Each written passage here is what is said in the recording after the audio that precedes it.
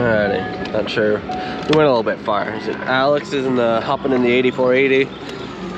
Gerhardt's in the 8670. We're hooking the Pro Till back on. And we're gonna go back to some field work. Hopefully we got a couple days where it's a good stretch, so hopefully we can get at most of our corn done.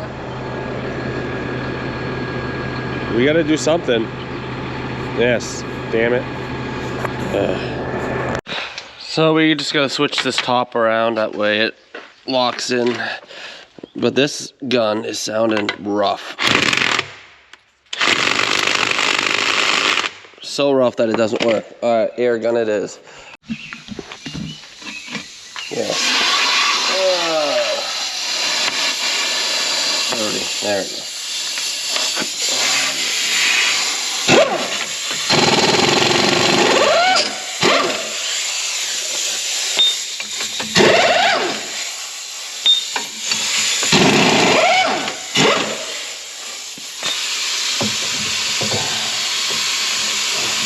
This gotta go in there.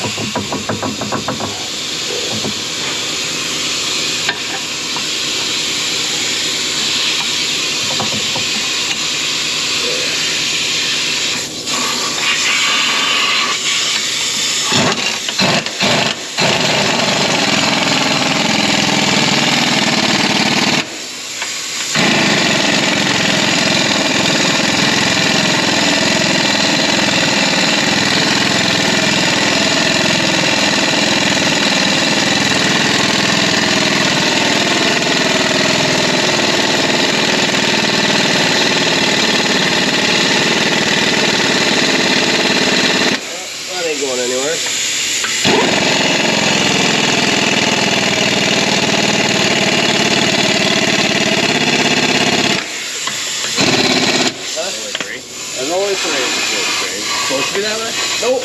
No, okay. There is. I was gonna say it's a little strange. Take this off. Okay.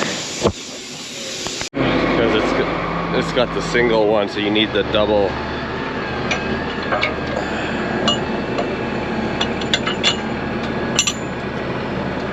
I don't know if there's a lock, maybe. I don't know. It ain't going anywhere. There's a clip on the bottom.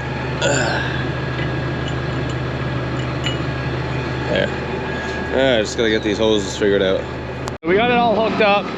I'm just gonna unfold it, make sure I got the hoses all in the right, because some of them you have to have on float. So I just want to make sure that it's right.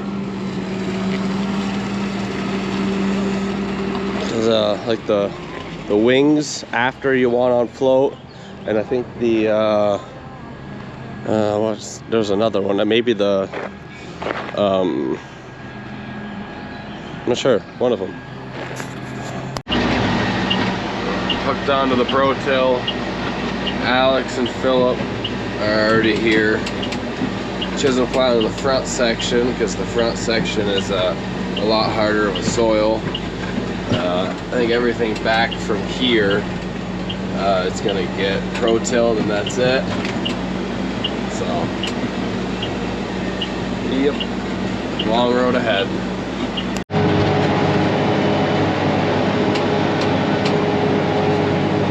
It is impressive how good of a job it does with one pass. Just really getting rid of the cover crop, working it in so that way it's back in the ground, doing what it's supposed to do, keeping the nutrients there, and just takes it from all green like this. One pass, it's pretty much ready for planting, so it's kind of crazy. I think it's 30. He's spreading potash. I gotta go back over afterwards. Making progress.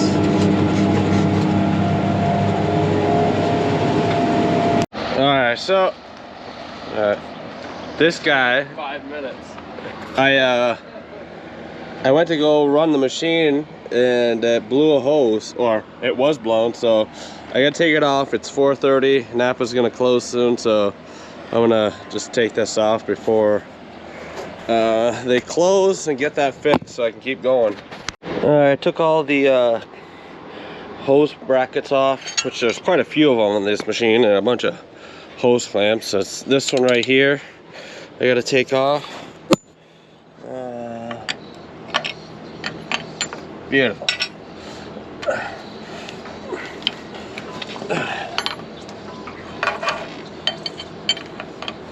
I think I'm just gonna put a straight connector in and use this hose. There's nothing wrong with it, just crimp in one spot. Yeah.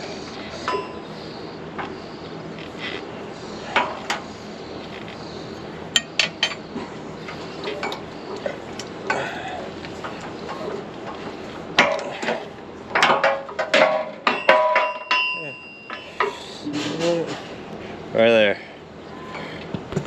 Okay. Got the hose fixed. All I did was just put a connector in so I didn't have to get a whole new hose. Got it all back on, so now we actually get to go to the field. I'm almost done this field. I gotta go to Christoph though. There's a couple of things on the GPS he doesn't know how to do, and one of them is put a new field in. So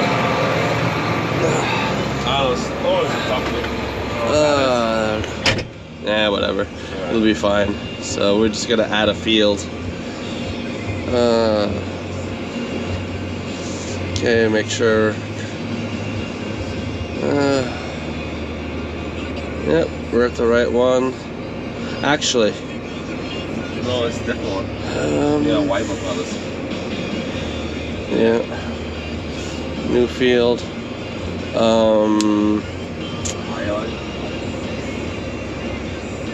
You want to say it like that? Kings Island, yeah. Alright.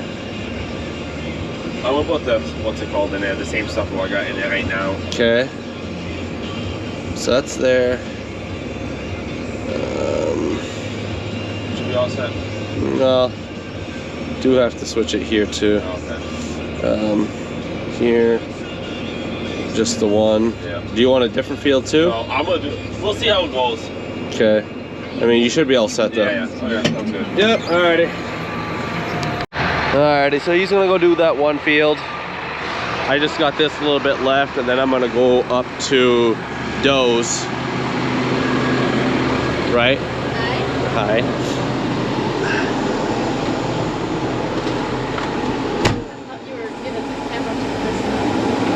Oh, no. I don't think he wants it right now. But we're gonna go up. Almost done this. Kind of. Where is that?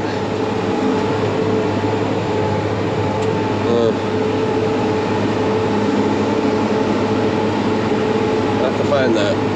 Oh, right up there. Back wiper is junk. Alright, well, Christoph called me and he wanted me to do a different field first. This is pretty much the same soil type as the other fields. He's actually right over there.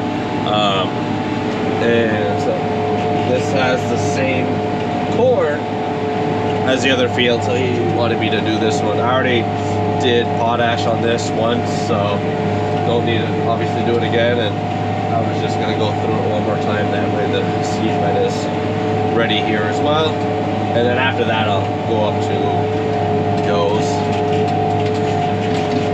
and we'll get that ready. At least one of the fields that'll be dry enough. We're still kind of, we've had rain a bunch of days this week, so not everything is dry yet, so we're kind of picking and choosing what we can do, because we've already done a bunch of the dry fields.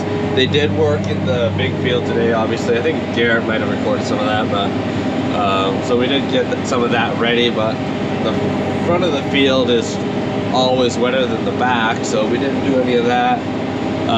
Well, I guess they plowed it, but it's not ready yet because it is wetter there, so hopefully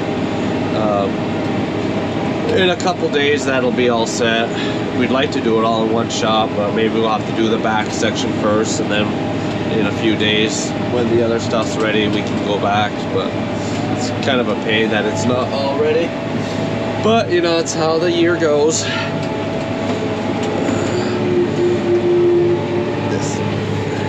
But you can tell I do like how this machine does a nice job. I did have to put a couple spacers in just because depending what you do with the machine, if you're doing like minimum till and you don't work the ground before, you got to take some of the spacers out. Wow, there's a nice bump there. And like something like this that was worked a little bit more already, she'll just sink in way too much and she'll plug up. So there's a couple spacers on the main pistons that you put in, so she doesn't drop down as much. So I think she's going like, I don't know, a couple inches in the ground still, but not enough to where she'll just plug right up. And then there's two that you put on float, and you just let her roll. Right now, doing about 9 or so miles. It's a short field, so about 9 miles an hour, 9.3 right now. But I was just watching the transmission temperature, like specifically you can watch it on this. So if you don't work it too much, it will go up to like 200 something. But we blew the radiator out earlier because it got hot once, so I was just kind of watching it. That way I don't overwork it as well. So maybe I gotta blow out the radiator a little bit more, but she runs around 192 or something like that. And then obviously different soil type, it pulls harder or softer, so you can kind of feel it working right there. It's just slowing down a little bit, so maybe she plugs up a little bit, and then she'll come back. So I'd almost say a harder soil, it doesn't bind up as much and she pulls easier. So you can see the temperature is going up a little bit right there. So I just trying to keep an eye on it. I don't need to break something. I think that symbol right there, I think it's time for an oil change, so I have to go into the menu and see what the hour reader is at some point. But that's what that one's there for. So I did figure 204 is when the transmission light turns on. I did have it come up once that high as well, so I just kind of wanted to see, and then I just backed off a little bit. Oh boy, rear spinning. This machine does not love mud. It's too heavy for it, so just pick it up a little bit. So hopefully Christoph can get around that hole. That's the problem. There's like one little spot. They had some hard manure there, so because they dug around in there, maybe they made a little bit of a low spot, or just, I think, but that's a little bit wet normally, but so like every field has a wet spot here or there, and it just kind of makes it a pain to plant. So you can't wait forever to plant, because we do got first cut coming up, so we do have to keep chugging along and getting acres in the ground. So acres done, corn in the ground. Oh yeah, this is just a couple acre field, so it'll go quick. Alright, so we've been up at Nose. Well, I guess the front side of this GoPro is broken, which I didn't know, but yes it is. So I'm up here doing the first pass of this field, which going pretty good. There was one wet spot, I guess about two, one in each corner opposite of each other, so we'll have to leave that. Normally I pick it up and I get that, but it'll be alright. We're running around 8.5 or so. Up here, this was just I guess we disced it like an inch or so when we spread it, and not even all of it. So I set the Pro-Till as deep as it goes, so that's why it's working it a little bit more, because I am digging down as much as I can. But from what we used to do it with just a set of harrows or discs, pulled up a lot. This was a very stony field, so I guess it's hard to tell, but there's really not a lot of stone. I saw more stones before than after, so the packers are pushing them right back in the ground, which is pretty nice. That's kind of a big point of these as well. So like stones like that just get pushed back in the ground, and your prep work for the planter is a lot less. So, which is very nice. I'll pick it up a little bit.